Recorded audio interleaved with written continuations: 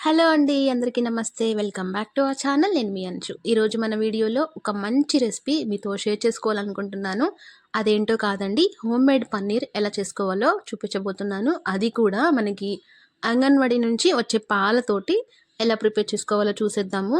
ఇప్పుడు పన్నీర్ మనకి బయట దొరికేది కూడా అంత మంచిది కాదని చెప్తూ ఉన్నారు, కాబట్టి ఇలా ఇంట్లో వచ్చే పాలతోని ప్రిపేర్ చేసుకుంటే హెల్తీగా ఉంటారండి. అలాగే అంగన్వాడీ పాలు కూడా మనకి ఎక్కువగా ఇస్తూ ఉంటారు కదండి పిల్లలకి, ఏమాత్రం వేస్ట్ చేయకుండా ఇలా పన్నీర్ చేసి పెట్టారంటే ఇంట్లో అందరూ ఇష్టంగా తింటారండి. అలాగే హోమ్ మేడ్ పన్నీర్ కాబట్టి మన హెల్త్కి కూడా చాలా మంచిది. ఈ పన్నీర్ మనకి వారం రోజులు పైగానే నిల్వ ఉంటుందండి. మరి ఎలా ప్రిపేర్ చేసుకోవాలో లేట్ చేయకుండా ప్రాసెస్ చూసేద్దాం. అన్నట్టు మన ఛానల్ ఎవరైనా ఫస్ట్ టైం చూస్తుంటే కనుక లైక్ చేయడం మర్చిపోకండి. అలాగే సబ్స్క్రైబ్ చేసుకుంటే నేను పెట్టే ప్రతి రెసిపీ మీకు సింపుల్గా వచ్చేస్తుందండి. మరి లేట్ చేయకుండా ప్రాసెస్ చూసేద్దాము. ముందుగా దీనికోసం నేను 2 లీటర్స్ తీసుకున్నానండి. ఈ విజయవజ్ర పాలు వాడుకునే ముందు ఎక్స్పైరీ డేట్ మాత్రం ఖచ్చితంగా చూసుకోవాలండి. అలాగే గిన్నెలో పోసిన తర్వాత అవి మంచిగా ఉంటేనే మనం పిల్లలకి ఇవ్వడానికైనా తాగడానికైనా మరి ఏ రెసిపీ చేసుకోవడానికైనా బాగుంటాయి అన్నమాట. కొన్నిసార్లు మనకి ప్యాకెట్ ఉబ్బిపోయి ఉంటుందండి. అలాంటప్పుడు అది పడేయటమే మంచిదండి, ఎందుకంటే అందులో గ్యాస్ ఫామ్ అయిపోయి మనకి తాగడానికి అంత మంచిది కాదు. ఈ గిన్నెలో వేసేసుకుని ఒక స్టవ్ మీద పెట్టేసుకున్నారంటే నిదానంగా మరుగుతూ ఉంటుందండి. ఎప్పుడు కూడా హైలో పెట్టుకోవద్దు, కింద మాడిపోతుంది, మనకి పన్నీరు అంత మంచిగా రాదనమాట. ఇలా మరుగుతున్నప్పుడు ఒక చెక్క నిమ్మరసం వేసుకోండి. వెనిగర్ అయినా వేసుకోవచ్చండి. నిమ్మరసంతో నాకు మంచిగా అనిపిస్తుంది కాబట్టి నేను నిమ్మరసం తీసుకుంటున్నాను అనమాట. మనం వేసుకున్న పాలు సగానికి అయిన తర్వాత మనం ఇలా నిమ్మరసం వేసుకుంటే పన్నీర్ వెంటనే వచ్చేస్తుందండి.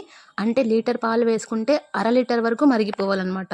చూసారు కదా, కొన్నిసార్లు నిమ్మరసం తక్కువైనా మనకి పాలు ఇలా పన్నీర్ లాగా రాదనమాట. కాస్త నిమ్మరసం అడ్జస్ట్ చేసుకుంటే సరిపోతుంది. ఇప్పుడు ఇది చల్లారిన తర్వాత ఒక గిన్నెలోకి క్లాత్ పెట్టేసుకుని క్లాత్లో వేసేసుకోండి. ఎందుకంటే నిమ్మరసం వేసుకున్నాం కాబట్టి మనం పన్నీరు వాడ్చుకున్న తర్వాత మళ్ళీ మంచినీళ్ళు పోసి ఒక్కసారి వాటర్తో కడిగేస్తే చక్కగా ఉంటుందండి పన్నీరు. ఇప్పుడు ఇలా వేసేసుకుని ఇందులో నీరంతా పోయే వరకు గట్టిగా పిండేసుకోండి. ఏ మాత్రం నీరు లేకుండా చక్కగా స్క్వీజ్ చేసేసుకోండి. ఇక్కడ కాటన్ క్లాత్ అయినా వాడుకోవచ్చండి. సిల్క్ అయితే ఇంకా నీరు చక్కగా పోతుందనమాట. ఎక్కువ శ్రమ లేకుండా ఇలా ఒక్కసారి పిండేసుకుంటే మొత్తం నీళ్లు వాడ్చేసుకోవచ్చు. ఇలా వాడ్చుకున్న తర్వాత ఇప్పుడు ఒకసారి మంచినీళ్ళు వేసేసుకుందాము. ఈ స్టెప్ అనేది కంప్లీట్గా ఆప్షనల్ అండి. మీరు అలానే పన్నీరు ఒత్తుకోవచ్చు అనమాట. కాకపోతే కొంచెం పులుపు అనిపిస్తుందేమో అని చెప్పేసి నేను మరలా కొంచెం నీరు వేసి ఇలా గట్టిగా పిండేసుకుంటున్నాను. నీరు మాత్రం గట్టిగా పిండేసుకోవాలండి. ఏ మాత్రం నీరు ఉన్నా పన్నీరు మనకి ఎక్కువ కాలం నిల్వ ఉండదండి. సాధారణంగా ఇంట్లో చేసుకున్న పన్నీర్ అయినా అలాగే బయట తెచ్చుకున్న పన్నీర్ అయినా సరే ఒక 1 వీక్ అంటే ఎక్కువ వాడకూడదు. మనం ఇది ఎటువంటి ప్రిజర్వేటివ్స్ వాడకుండా ఇంట్లోనే చేసుకున్నాం కాబట్టి ఒక 10 డేస్ వరకు వాడుకోవచ్చు అండి. ఇబ్బంది ఏమి ఉండదు. మనం ఫ్రిడ్జ్లోనే పెట్టుకుంటాం కాబట్టి బాగుంటుంది. ఇలా వాడ్చి పెట్టుకున్న పన్నీర్ ముద్దని ఒక ప్లేట్లో వేసేసి నేనైతే ఈ ముద్ద పైన కుక్కర్ గిన్నె పెట్టుకున్నానండి. దీనిలో మళ్ళీ కొంచెం వెయిట్ ఉండాలని చెప్పేసి కుంకుడుకాయలు కొట్టుకునే చిన్న సుత్తి పెట్టుకున్నాను.